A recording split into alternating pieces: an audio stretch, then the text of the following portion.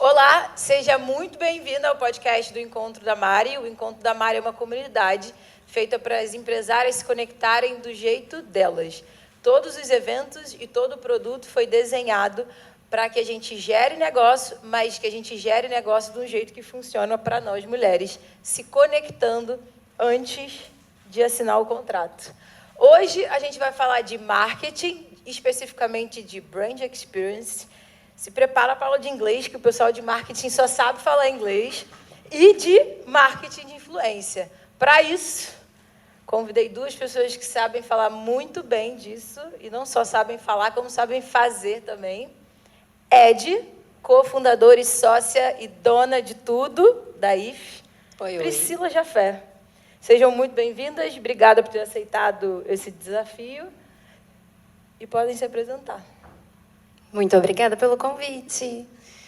Eu sou a Ed Vitorino, e eu tenho uma agência que se chama IF Agência, que é uma agência de marketing de experiência.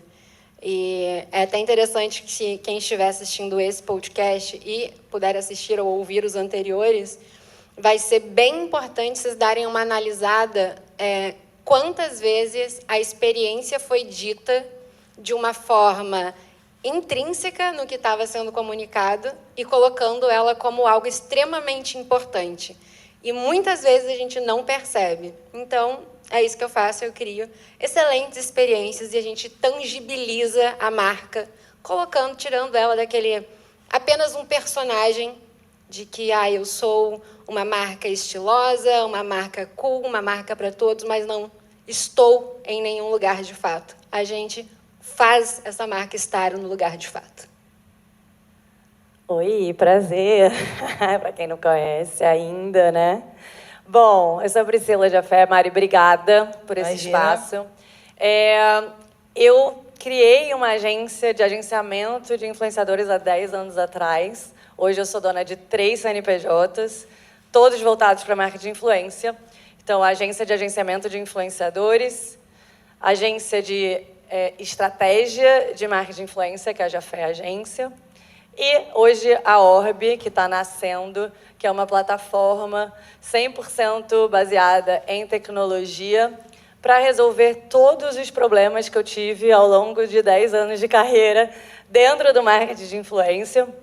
Problema dos influenciadores, que são meus clientes como agenciados, e problema das marcas que eu atendo como clientes. Né? A Orb veio para fechar o ciclo do marketing de influência, de fato, trazendo antecipação de recebíveis para os influenciadores, porque hoje no mercado influenciadores levam de 30 a 180 dias para receber depois da conclusão do trabalho.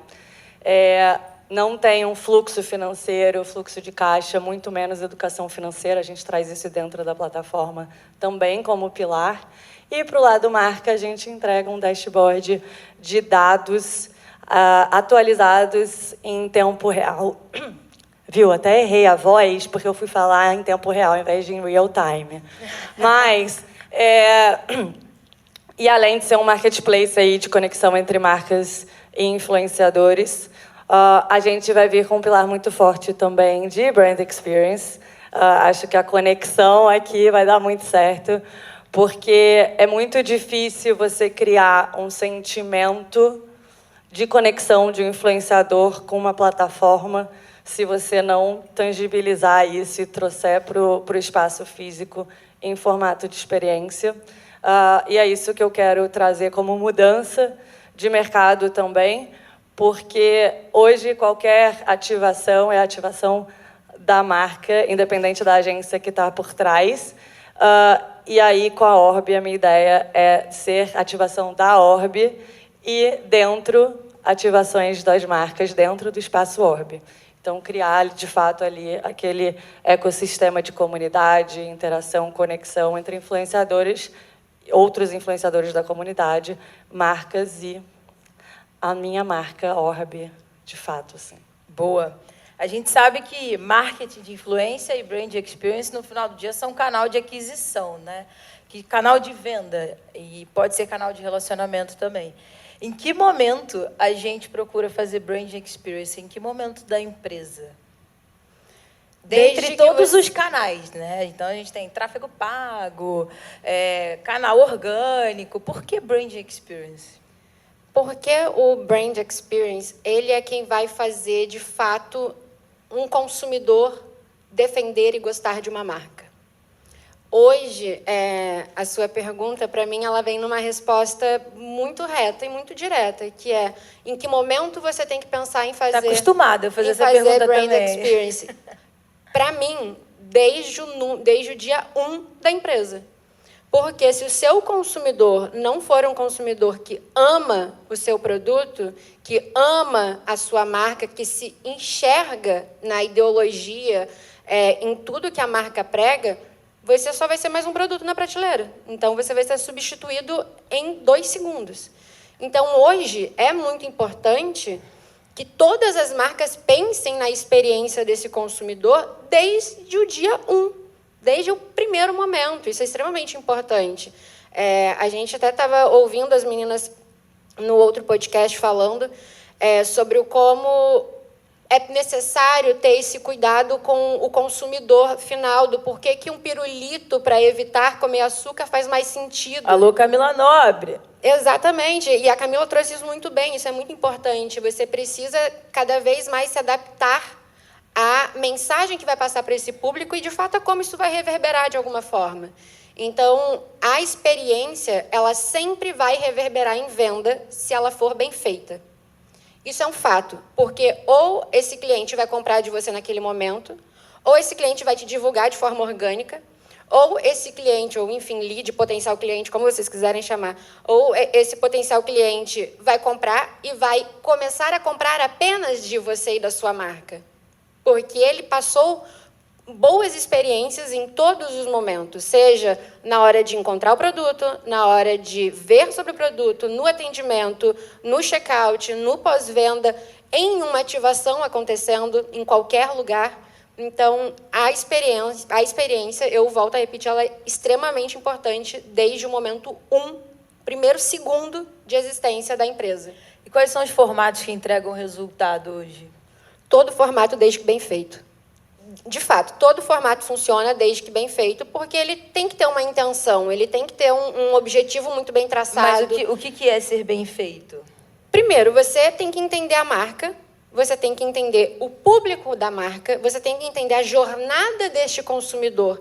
E isso, a jornada desse consumidor ainda vai ter variável, porque ela pode acontecer. E a jornada do consumidor nada mais é do que o que a gente faz no dia a dia, ou o que a gente vai fazer em um evento, caso a marca esteja ativando nesse evento. Então, aonde ela vai estar, em que momento ela vai se posicionar, como que ela vai se comunicar. Então, qualquer tipo de ação pode trazer resultado, desde que ela tenha sido, de fato, feita para provocar aquele público em específico. Então, isso vai variar muito de acordo com o produto, com o serviço ou com o público-alvo dessa marca. Contrata isso para fazer bem feito. Exatamente. Posso complementar uma coisinha rápida? A gente fala muito de brand experience, parece um bicho de 7 cabeças, né? Mas é que nem ela está falando. Começa desde do encontro 1. Então, como você foi atendido, se o seu processo de, exemplo, se for um e-commerce, se o processo de checkout ele for fácil, se a pessoa teve problemas ou não, e se ela teve, como foi resolvido, se foi resolvido e atendido de forma rápida e eficiente, se ela se sentiu acolhida naquele problema, porque senão vai virar uma bad experience, e aí, ao invés de fazer boas propagandas, vai fazer propagandas ruins e nunca mais vai voltar por traumas que foram criados nesse processo, né? Então, acredito que assim, a ativação física do produto, da marca, em algum lugar, possa acontecer num momento não estágio 1 inicial ali da marca, um pouco mais à frente, que ela já tem cliente, já tem relacionamento, não vai causar um susto tipo, ai, que produto é esse? Nunca ouvi falar. Mas, sim, nessa relação sendo construída, né?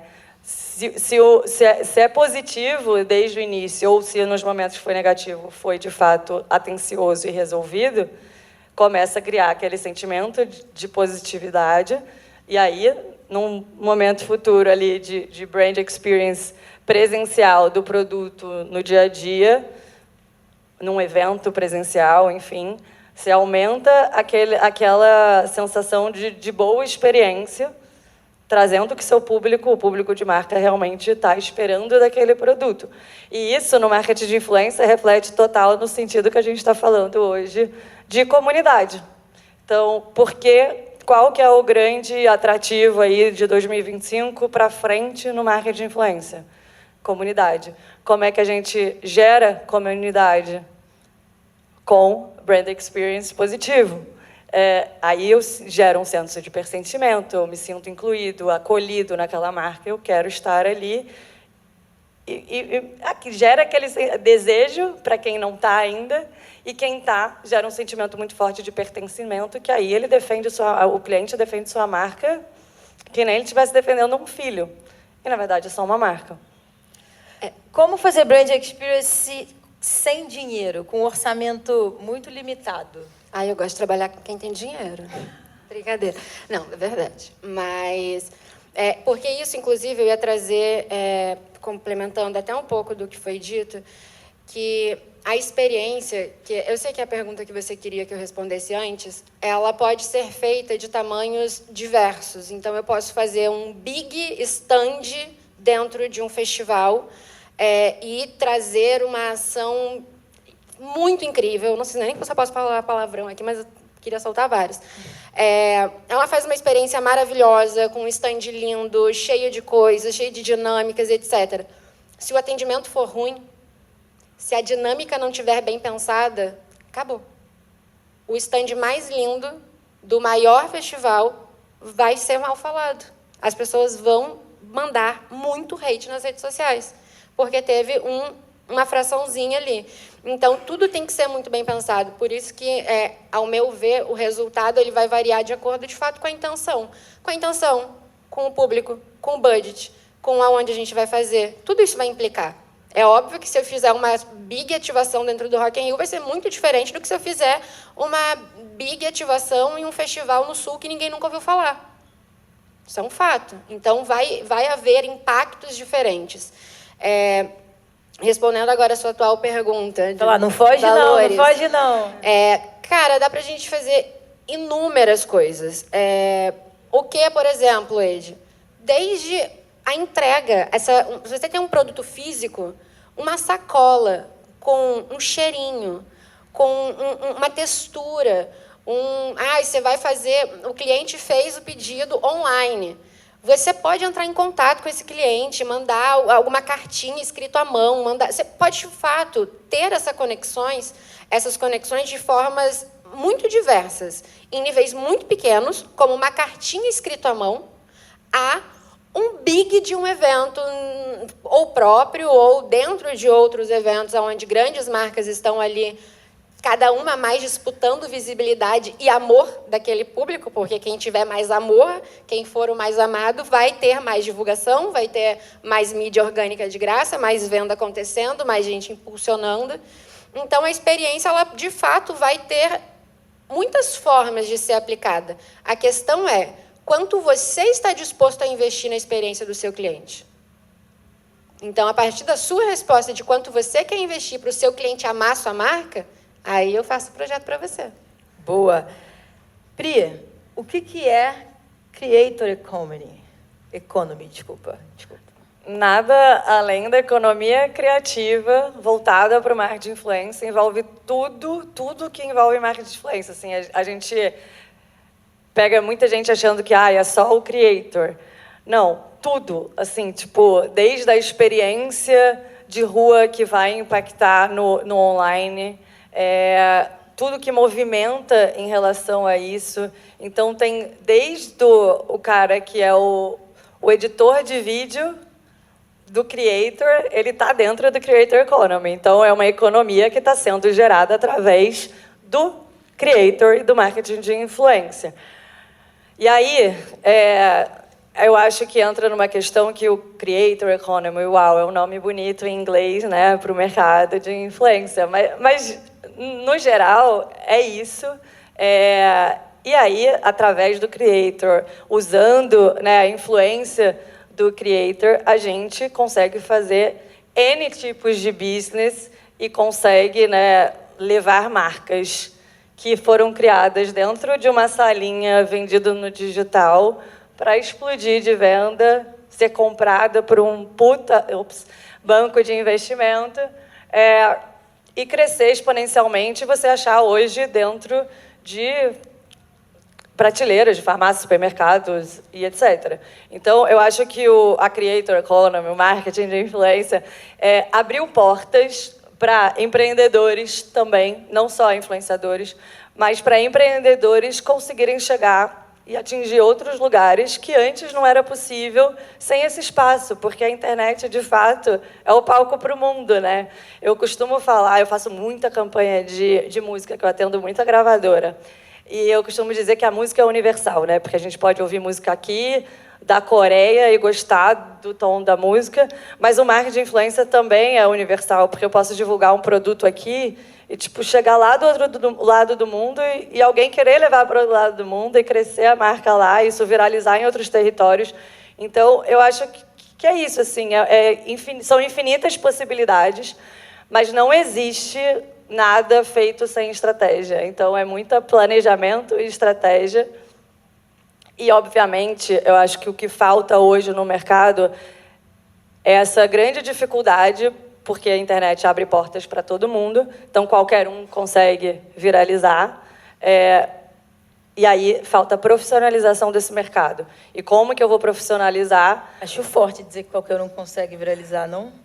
Não, qualquer um consegue viralizar. O vídeo mais bobo... Gente, sério, busca os vídeos mais virais da internet, não tem conteúdo nenhum. Viralizar é fácil, ganhar dinheiro com isso é difícil. Não é todo mundo... Eu consigo viralizar um vídeo hoje, isso não quer dizer que eu vou viralizar todos esses vídeos e nem que eu vou virar creator e muito menos que eu vou ganhar dinheiro com isso, assim. Eu já vi... Nossa, sério, gente, eu estou no mercado há 10 anos. Quando eu comecei, as marcas não pagavam influenciadores. Então, assim, o que eu já vi de gente crescendo, surgindo, chegando no topo, cara, é o cara do momento, e do nada ele está lá embaixo, ele nunca mais conseguiu se reerguer, eu posso te dizer mais de 50 nomes. Vou repetir a pergunta que eu fiz aqui. Como que a gente faz uma estratégia de influenciadores sem budget? Cara, sem budget é usando o seu próprio poder de influência, porque ninguém vai trabalhar para você de graça.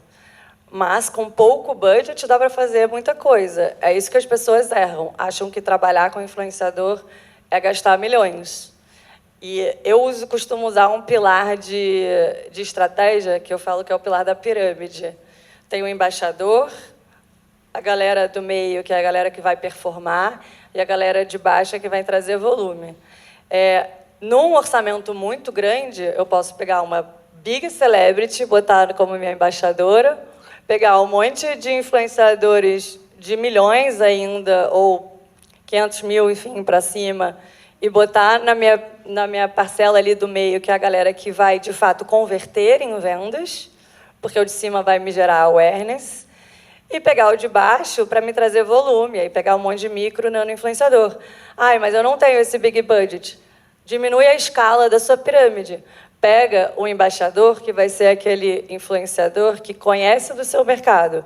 Então, um exemplo, na área de, sei lá, cabelo. A gente pega uma influenciadora que ela só faz conteúdo de cabelo, a audiência dela ama, tá ali todo dia para assistir conteúdos dela de cabelo, mas ela não é uma big celebrity e o orçamento vai ser bem menor. Eu pego ela como embaixadora, pego outros nomes abaixo que são nichados, falam do mesmo assunto, ou de assuntos correspondentes ali, beauty, maquiagem, etc. Porque muita gente que fala de maquiagem também fala de cabelo como plano secundário ali. Monta e pega um monte de nano influenciador, gente, a galera de 1000 seguidores. Você pega... Sério, eu já fiz campanha com 700 nomes, micro e nano influenciadores. Eram campanhas para fazer download de aplicativo, um aplicativo de mobilidade urbana. Estava chegando no Brasil e queria crescer nos interiores. O que eu pegava? O famosinho da escola, que tinha lá 20, 30 mil seguidores da escola do interior lá. Os amigos. E aí eu ia fazendo. Eu dava R$100 para o Nano, para ele postar 3 stories. Aí eu dava R$1.000 lá pro cara que era micro, que era o famosinho da cidade, para postar stories e reels. E o que aconteceu? A cidade inteira está falando do aplicativo ao mesmo tempo. O que acontece? A quem que é da cidade, que acompanha aquelas pessoas, família, amigo, etc., começa a fazer download porque está todo mundo falando disso. Então, é a mesma coisa, é você pegar qual que é seu nicho de atuação ou a sua localização de atuação e ser estratégico com o seu budget. Porque se uma marca tem R$5.000 para gastar, não gasta R$5.000 com um influenciador só. Ai, mas é pouco. É pouco, mas dá para fazer milagres. E eu já fiz milagres. Tipo, eu peguei marcas que começaram com budget de R$5.000 e 7 anos depois, porque 7 anos depois eu saí da estratégia deles, mas assim, poucos anos depois o budget já era tipo de R$500.000 por mês, uma Black Friday gastando R$1,5 milhão. Quando eu saí com 7 anos que eu cuidava daquela marca, estava com R$1 milhão de budget mensal de campanha de marketing de influência. Pergunta para vocês duas, quais são as métricas que vocês acompanham de perto? De brand experience e de marketing de influência. Para o resultado que a gente vai passar para a marca ou para como empresa internamente? Pode ser os dois. Poxa. Nem tinha pensado nessa dica. Agora que você levantou a bola, corta. Primeiro, esse é um ponto muito interessante, principalmente dentro do marketing de experiência no Brasil, especificamente, é que você não vai ter dependendo de qual for a ativação, você não vai ter um resultado exato de qual é o ROI naquele momento. Porque você não necessariamente vai estar validando compra, venda. Porque ali a gente precisa conectar. Então, qual é o maior índice que uma marca poderia ter dentro da experiência? Cara, o índice de satisfação de felicidade da pessoa. Só que não vai ser um NPS, alguma coisa assim, que vai, de fato, trazer essa mensuração, porque não tem hoje como medir o sentimento. E o marketing de experiência é trazer o sentimento à tona, é trazer a felicidade, o êxtase, a paixão, a alegria, a estranheza, enfim, tudo. Ah, beleza, Ed, ladainha, e aí, o que você faz? Duas coisas. Uma, a gente está desenvolvendo, inclusive, uma IA própria para poder fazer essa coleta de dados, mensurando no real time, de fato, no momento presente da ativação, para onde as pessoas mais estão olhando, para onde as pessoas mais estão interagindo, para acertar aquela ação no real time, no momento que ela está acontecendo, ajustar o que for necessário ajustar, para que a gente consiga ter uma mensuração de, cara, essas pessoas que mexeram com isso foram muito mais ativadas com o seu senso de pertencimento. Essas outras pessoas engajaram muito mais essa dinâmica. Beleza, como é que a gente faz hoje? Qual é o fluxo de pessoas que passou pela ativação? Quais foram as menções que a gente conseguiu, sei lá, encontrar nas redes sociais, caso a marca não tenha ali um time de digital focado já passando junto para a gente? Se teve venda, qual foi o volume de venda versus ao histórico passado? Então, se aumentou de fato em alguma porcentagem o volume? Quantas pessoas estão divulgando, postando isso de forma orgânica? Se isso saiu na imprensa também de forma orgânica, porque acontece muito, principalmente quando é algo grandioso. E se a gente conseguiu, de fato, atingir o resultado que a marca esperava lá no início. Aí pode ser igual ao do aplicativo. A galera está se cadastrando no aplicativo, a galera está publicando sobre a marca, a galera está botando no top trendings que a marca está fazendo tal coisa. Exemplo que teve aqui recente, no show da Lady Gaga, um pouco antes, várias marcas estavam fazendo ativações. Inclusive uma pausa, porque você e sua sócia fizeram 9 ações ao mesmo tempo no show da Lady Gaga. Assim, só para dar parabéns. Eu dei ontem aqui, mas aproveitar que a gente está no podcast, porque fazer um evento é difícil. Você controlar 9 ações ao mesmo tempo em Copacabana, no show da Lady Gaga. Parabéns, viu? Muito obrigada. De fato. Foram 9 eventos insanos, mas muito gratificantes. Mas esse ponto de contagem, por exemplo, uma marca que fez uma ativação, não vou dar divulgação para ninguém aqui, ela... Faz o pi! Ela simplesmente ela usou a oportunidade para fazer sampling, entrega de produto gratuito para provarem. E as coisas foram assim, bum, do nada, acabou. Tipo, muita gente. Então, a medida vai depender daquela receita. E não é uma receita para todo bolo. Cada bolo tem que ser especificamente pensado. Então, não vai ter uma fórmula pronta. O resultado é diferente de digital, onde a gente sabe exatamente quais são os KPIs que vão ser entregues. Na experiência, vai depender do que a marca deseja e do que a gente hoje, como empresas que proporcionam, que criam essas experiências, vão ter de ferramentas para, de fato, trazer uma mensuração factível. Porque o que muitas fazem é trazer no achismo. Eu acho que naquele lugar passou-se tantas pessoas. Eu acho que naquela interação tantas pessoas, de fato, tiveram um contato com a marca. Então, fui bastante... galera de marca, você faz uma pergunta, eles vão embora. Mas é isso. Então, vai depender de fato, mas a principal ferramenta falta hoje dentro do mercado de experiência, que são essas IAs que fazem essas medidas de calor do espaço. E também dos olhos, enfim, para saber para onde as pessoas mais estão olhando, mais interagindo, e qual é a sensação que elas estão ali emanando, porque isso é o primordial. Animal. Antes da gente ir para o nosso bate-bola, Pri, quais são as métricas que você acompanha de perto? Bom, eu acho que tem várias, né? Óbvio lá, CPV, CPC, então custo por clique, custo por view, ROI, enfim, social listening, que é exatamente isso, né? Acompanhar as emoções nas redes sociais. Então, a gente já tem hoje mecanismos para a gente acompanhar o que está sendo dito da marca em todas as plataformas ao mesmo tempo. Isso é uma delas, é satisfação do cliente ou problema do cliente. E aí, obviamente, também como isso está sendo resolvido nas redes sociais quando um problema surge.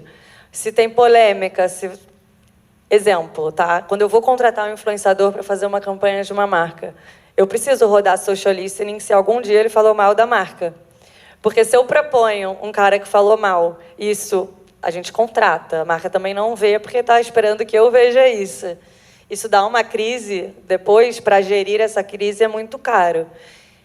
E aí isso vai vir, obviamente, com uma cobrança em cima de mim. Então, a gente faz toda essa busca, não só para caber o influenciador, o público da marca, casar tudo isso para a gente ter o melhor retorno possível, mas a gente também faz uma precaução, né, do que os influenciadores já falaram, se falaram em algum momento daquela marca ou da concorrência na hora da contratação.